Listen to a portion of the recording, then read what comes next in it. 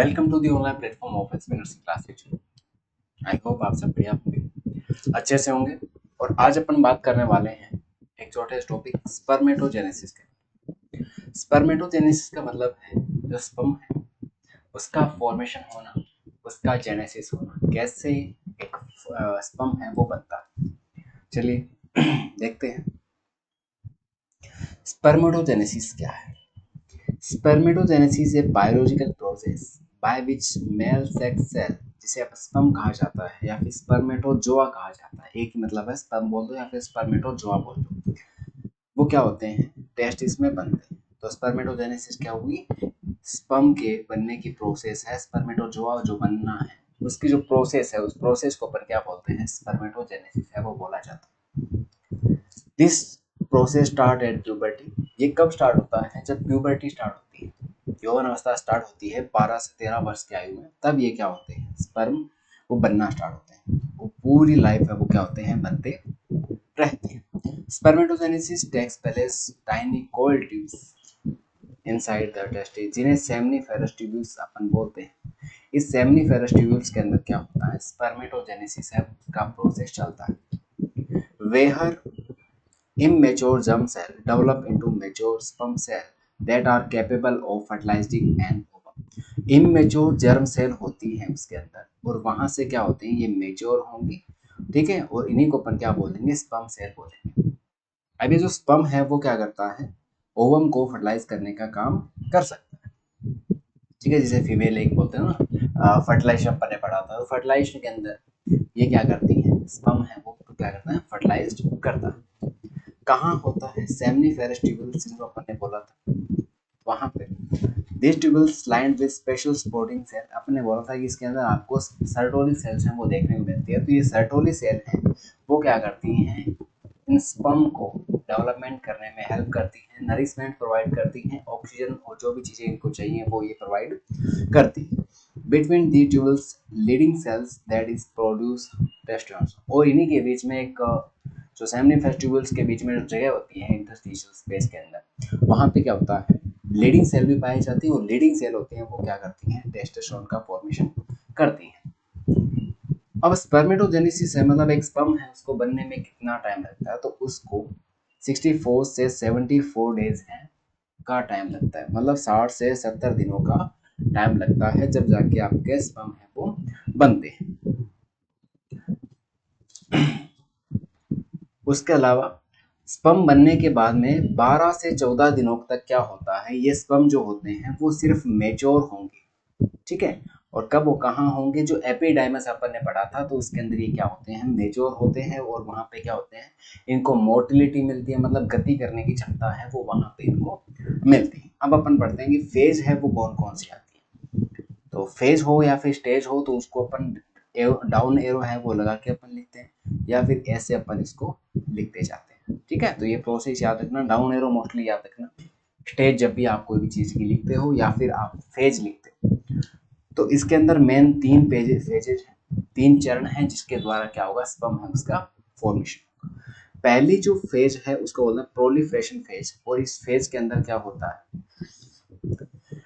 Cell division होगा, और कौन सा होगा, माइटोसिस होगा, मतलब इनकी संख्या है वो बढ़ेगी, संख्या है उनके अंदर क्या होगी, वृद्धि होगी। स्पर्मेटोगोनिया जो होते हैं, जहां जिससे क्या होगा, स्पर्म बनेगा, तो ये स्पर्मेटोगोनिया होते हैं वो क्या होते हैं, अर्लीस्ट जर्म सेल होती हैं जो सेमनीफेरस ट्यूब्यूल्स के अंदर पाए जाते हैं। सबसे पहले याद रखना कि सेमनीफेरस जो ट्यूब्यूल है उसके अंदर सेल्स पाई जाती हैं, उस सेल को बोलते हैं स्पर्मेटोगोनिया। क्या बोलते हैं, स्पर्मेटोगोनिया। अभी स्पर्मेटोगोनिया के अंदर क्या होगा, माइटोसिस होगा, और माइटोसिस से आपको पता है कि काफी सारी सेल्स हैं वो बनेगी, ठीक है। तो इनकी माइटोसिस होगा, और माइटोसिस से काफी सारी संख्या के अंदर स्पर्मेटोगोनिया है वो आपको देखने को मिलेंगी। Some of this cell stay back to continue process, जिन्हें स्टेम सेल बोला जाता है, और other develop into primary spermatocyte.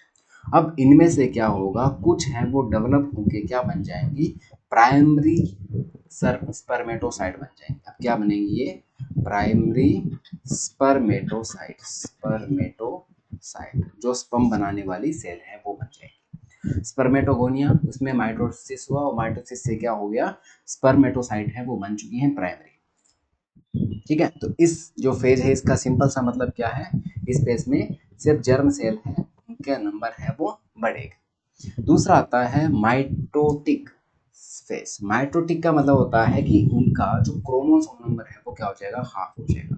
46 से इसमें कितना रहेगा, 23। अभी जो प्राइमरी है वो डिवाइड होंगी, ठीक है, और इनके अंदर क्या होगा, आपको जो हाफ है वो क्रोमोसोम नंबर आपको देखने को मिलेगा। तो फर्स्ट माइटोटिक डिवीजन, इसके अंदर क्या होगा, ईच प्राइमरी स्पर्मेटोसाइट, अब ये प्राइमरी स्पर्मेटोसाइट है वो क्या होंगी, two secondary divide and form two secondary spermatocyte. अब ये डिवाइड होंगे और दो क्या बनाएंगे, स्पर्मेटोसाइट, मियोसिस इसको फर्स्ट बोलते हैं। ठीक है, मियोसिस फर्स्ट के अंदर क्या होगा, दो प्रकार की, दो टाइप की आपकी सेकेंडरी स्पर्मेटोसाइट हैं वो बनेंगे, सेकेंडरी वाली बन गई दो।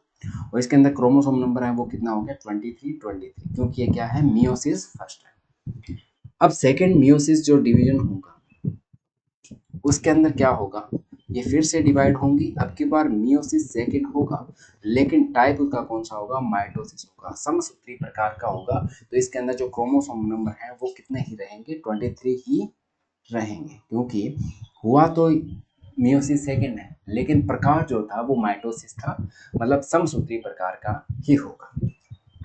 तो सेकेंडरी जो स्पर्मेटोसाइट है वो डिवाइड होंगे और टू स्पर्मिड है वो बनाएंगे। अब ये सेकेंडरी जो अपन ने बोले थे वो क्या हो गए, चार पार्ट में डिवाइड हो गए, और ये जो नई बनी है चार सेल्स, इनको अपन क्या बोलते हैं, इसको बोलते हैं स्पर्मिड, स्पर्मिड, स्पर्मेटिड, क्या बोलेंगे इसको, स्पर्मेटिड बोलेंगे। ये आपके क्या बन गई, चार स्पर्मेटिड है वो बन चुकी है। ठीक है, और इनके अंदर गुणसूत्रों की संख्या वो कितनी है, 23 है।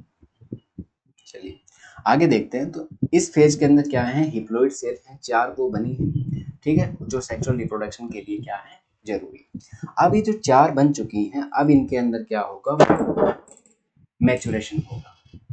ठीक है, मैचुरेशन का मतलब है इसके अंदर क्या होगा, ग्रोथ होना स्टार्ट होगी। In this phase spermatid undergo transformation become mature sperm cell. अब इनसे क्या होगा, इनका मैचुरेशन होगा, इनका क्या होगा, अब सॉरी इनका क्या होगा, मैचुरेशन होगा।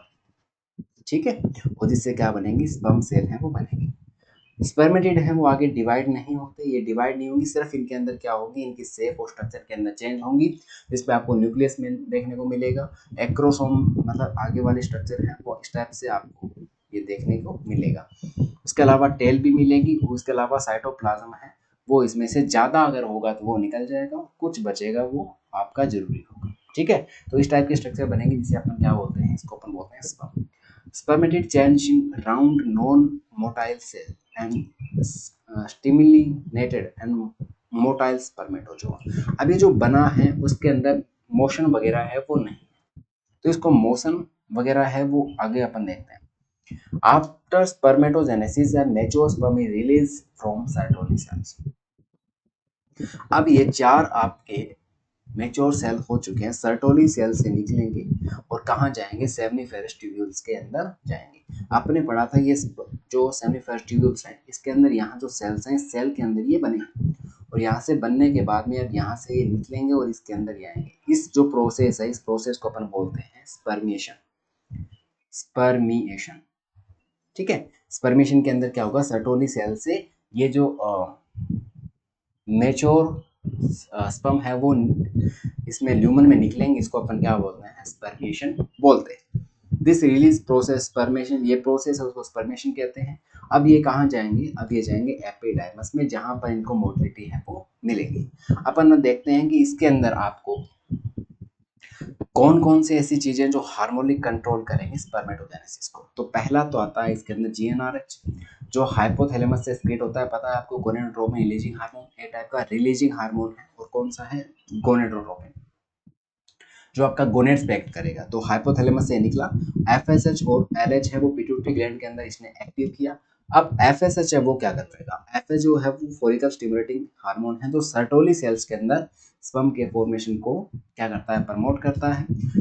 उसके अलावा एंड्रोजन बाइंडिंग प्रोटीन है, उसको भी क्या करता है, इंक्रीज करता है बनाना। ल्यूट्राइजिंग हार्मोन होता है वो क्या करता है, लीडिंग सेल से टेस्टोस्टेरोन है वो बनाना स्टार्ट करेगा। अब टेस्टोस्टेरोन है वो क्या करेगा, स्पर्मेटोजेनेसिस की प्रोसेस को मेंटेन करने का काम करेगा। उसके अलावा सेकेंडरी सेक्सुअल कैरेक्टरिस्टिक है वो काम में उसका डेवलपमेंट होगा।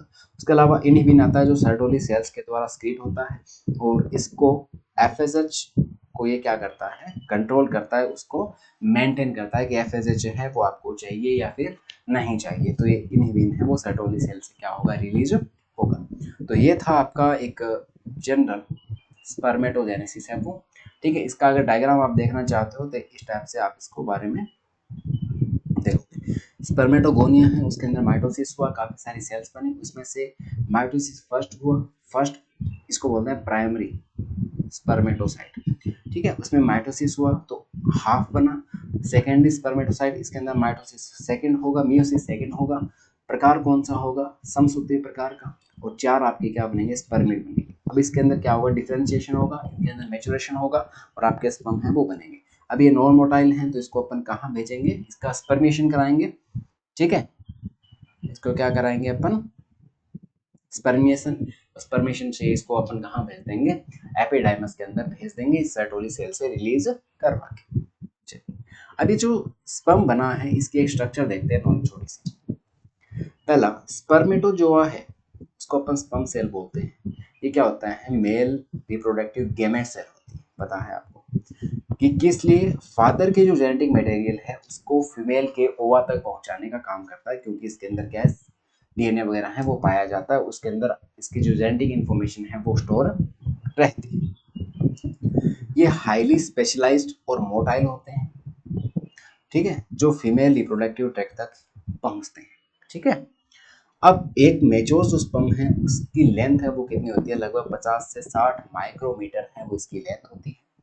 और इसके अंदर अलग अलग पार्ट हैं वो देखने को मिलते हैं। जैसे पहला जो पार्ट होता है वो होता है हेड। अब ये जो पार्ट है उसको अपन क्या बोलते हैं, हेड। इस हेड के अंदर आपको न्यूक्लियस मिलता है, उसके अलावा एक्रोसोम है वो मिलता है।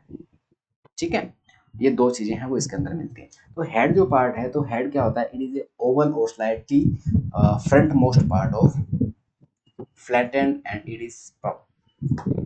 ठीक है, जो स्पर्म है उसका सबसे आगे वाला पार्ट होता है लगभग ओवल शेप का, ये आपको देखने को मिलता है। इसके अंदर आपको न्यूक्लियस देखने को मिलेगा। ठीक है, ये जो न्यूक्लियस है इसके अंदर देखिए ये एक्रोसोम है, इसके प्लाज्मा मेम्ब्रेन की कवरिंग है, और उसके अलावा न्यूक्लियस कंटेनिंग क्रोमोसोम मटेरियल। इसके अंदर क्रोमोसोम है और यहाँ पे एक्रोसोम मिलता है। तो न्यूक्लियस के बारे में बात करें, न्यूक्लियस है उसके अंदर हिप्लोइड क्रोमोसोम है वो आपको देखने को मिलेगा, मतलब 23 वाला। ठीक है, उसके अलावा डीएनए है वो इसमें पैक होगा, इसको प्रोटामाइन्स अपन बोलते हैं। DNA tightly packed genetic material called protamines. अब डीएनए जो न्यूक्लियस के अंदर पाया जाता है इसको बोलते हैं प्रोटामाइन्स। याद है, लाइफ में काम आएगा। प्रोटामाइन्स, प्रोटामाइन्स क्या होता है, आपका जो स्पर्म है उसका जो हेड है उसके अंदर जो न्यूक्लियस है उसके अंदर जो डीएनए मटेरियल है उसको अपन क्या बोलते हैं, प्रोटामाइन बोलते हैं। ठीक है, स्पेशल प्रोटीन होता है। ठीक है, और उसके बाद में this condensation material during the protect the genetic journey of egg. और ये न्यूक्लियस है वो क्या करता है,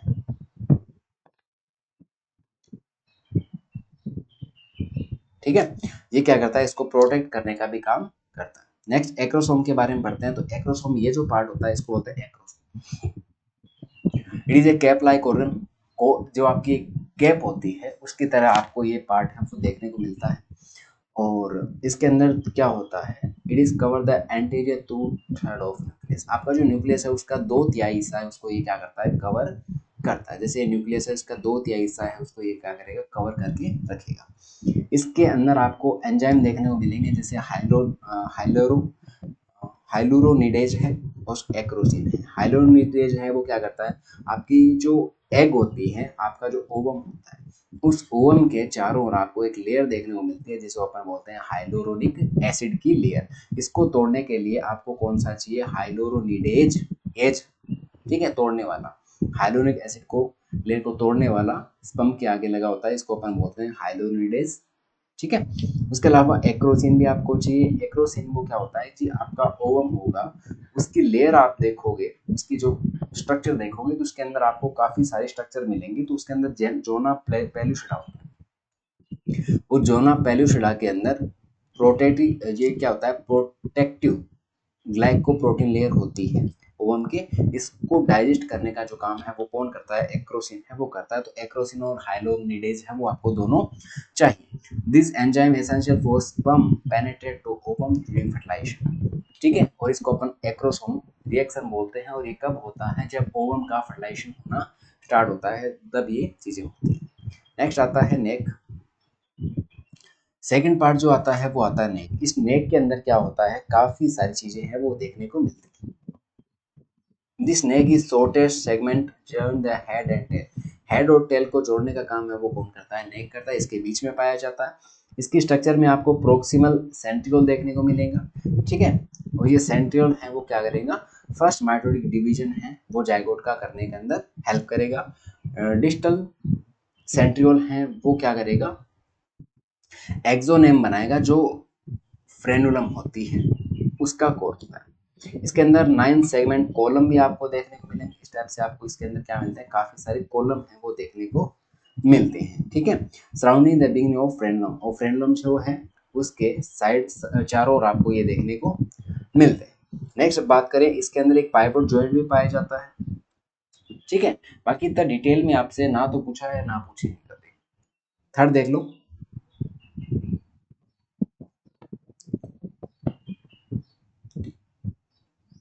नेक्स्ट है मिड पीस। तीसरा मिड पीस आता है।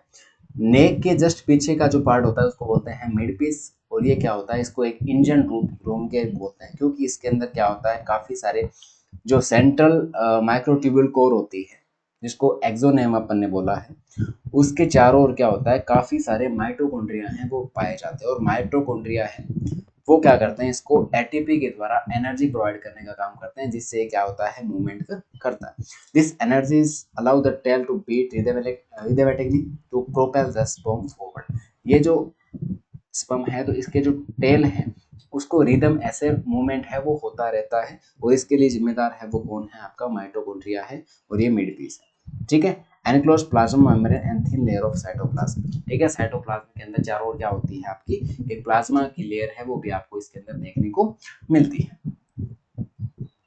नेक्स्ट इसका फंक्शन की बात करो तो आपका ये क्या करता है, आपकी जो टेल होती है, फ्रेनम होती है, उसको एनर्जी प्रोवाइड करने का काम करता है। उसके अलावा vital force pump long distance travel. और लॉन्ग डिस्टेंस ट्रेवल का मतलब क्या है, लंबी दूरी तक अगर तय करना है तो उसको उसके लिए आपको ये एनर्जी है वो जरूरत पड़ती है, ठीक है।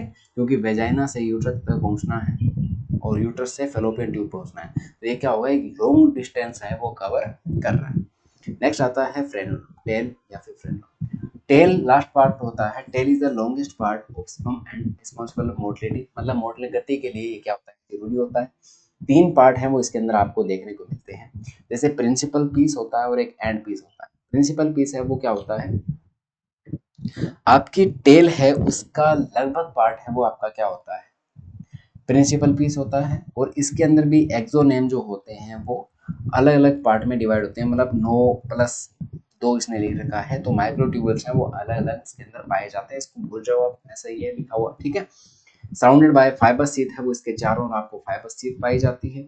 उसके अलावा ये स्पर्म को आगे की तरफ विप लाइक मूवमेंट है, मतलब किस टाइप से मूवमेंट है वो करने के अंदर क्या करता है, हेल्प करता है। उसके अलावा एंड पीस होता है वो क्या करता है, final tapering of tail contents only axoneme and plasma. इसमें क्या होता है, सिर्फ एक्सोनेम और प्लाज्मा मेम्ब्रेन है वही पाए जाएंगे, ठीक है। माइक्रोट्यूब्यूल्स की जो लाइनिंग है उसको बोलते हैं ये एक्सोनेम, ठीक है। उसके अलावा लैक ऑफ फाइबर शीथ, इसके अंदर फाइबर जो शीथ है वो नहीं पाई जाती। उसके अलावा फाइन एडजस्टमेंट है वो इसमें चलते रहते हैं। की बात करें तो मतलब इसके अंदर क्या क्या चीजें आपको देखने को, मतलब हिप्लोइड सेल देखने को मिलेंगी, इसमें 23 क्रोमोसोम होंगे। मोरिटी है वो एपिडाइमस वगैरह है वो इसके क्या करती हैं, मोर्टिलिटी के अंदर हेल्प करती है। लाइफ स्पान है वो लगभग 3 से 5 दिनों तक ये जिंदा रह सकता है फीमेल रिप्रोडक्टिव ट्रैक्ट में। अब नॉर्मल स्पर्म है वो क्या, इसके अंदर कोई डिफेक्ट वगैरह आ जाए तो इसकी वजह से ये हो सकता है, ठीक है। तो ये था आपका एक जनरली जो स्पर्म है उसकी स्ट्रक्चर है उसके बारे में अपन ने बात की। एक छोटी सी स्ट्रक्चर है ठीक है, ऐसा इतना डीप में इसके बारे में कुछ भी नहीं है। सिंपल बात करोगे तो हेड है, टेल है, वो चीजें इसके अंदर देखने को मिलती है। सबसे बाहर सबसे ऊपर ऊपर क्या है आपका, हेड है।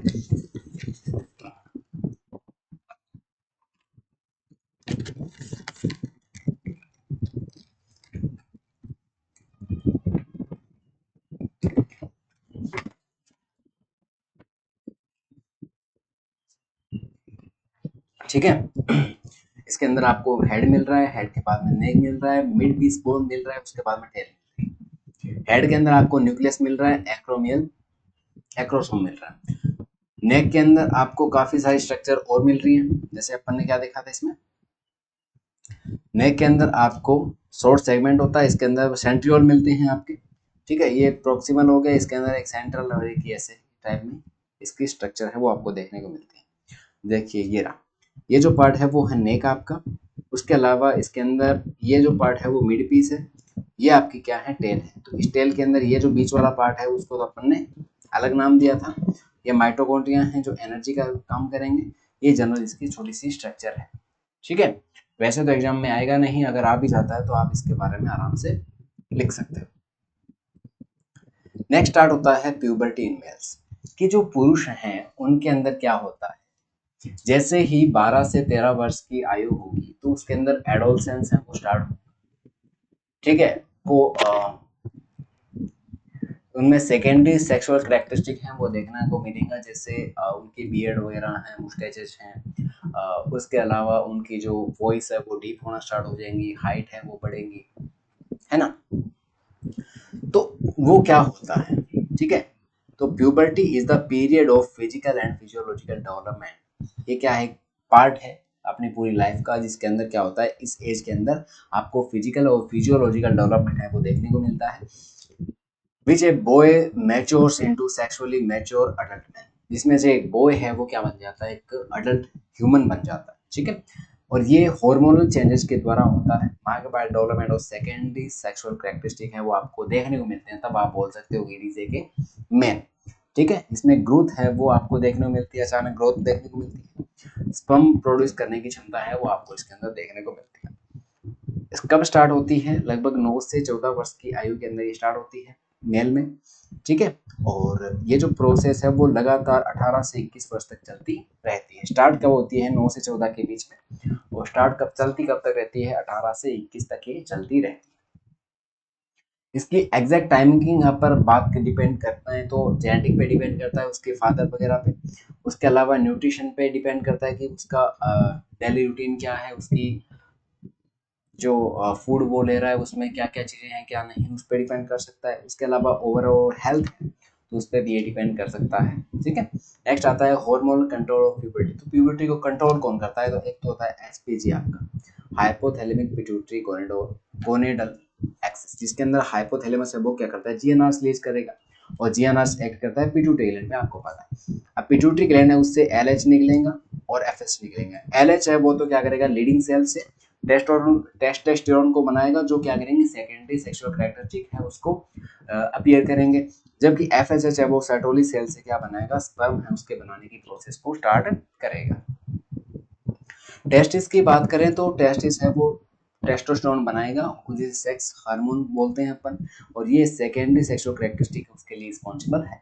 अब फिजिकल चेंज क्या आएगा इस दौरान, प्यूबर्टी के दौरान आपको चेंज क्या क्या मिलेगा। पहला, टेस्टिस और जो स्क्रोटम है उसका साइज है वो बढ़ जाएगा, one of first sign in puberty.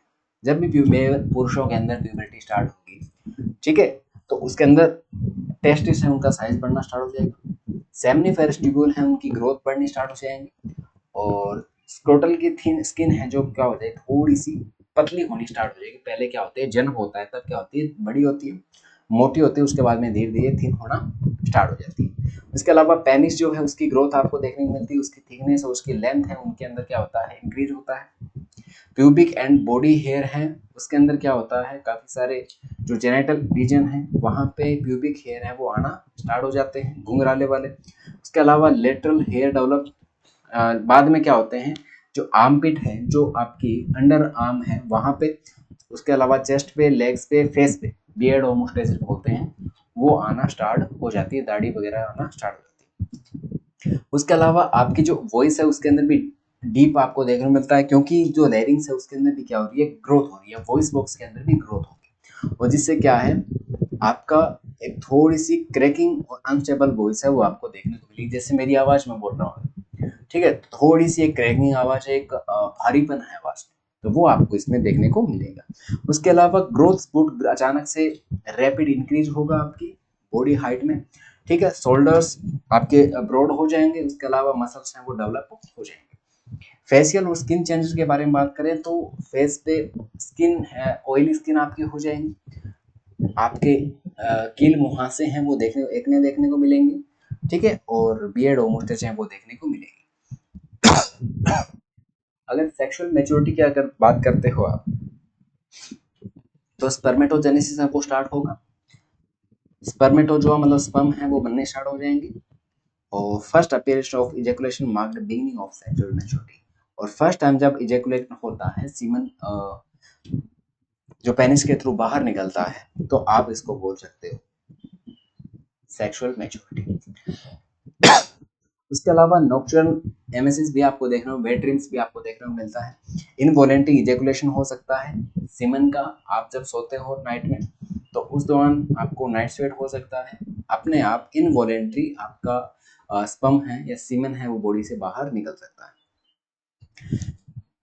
ये सेक्सुअल मैच्योरिटी का एक साइन है जो आप कॉमन साइन है वो देखने को मिलता है। उसके अलावा फिजियोलॉजिकल और इमोशनल चेंजेस की अगर बात करो तो इंटरेस्ट बढ़ेगा सेक्सुअलिटी में, ऑपोजिट जेंडर के साथ, जैसे फीमेल है तो मेल, मेल की बात कर रहे हैं तो फीमेल के साथ क्या होगा, जो जेंडर के प्रति इंटरेस्ट है वो बढ़ेगा, मूड स्विंग होंगे, बार बार इमोशनल सेंसिटिविटी होंगी, उसके अलावा growing sense of identity and independence, उनको ऐसा लगेगा कि उनको अब स्वतंत्रता चाहिए, वो आज आज़ाद रहने की कोशिश करेंगे, उनको आइडेंटिटी चाहिए, अपनी पहचान चाहिए, उसके अलावा इंडिपेंडेंस है वो उनको चाहिए।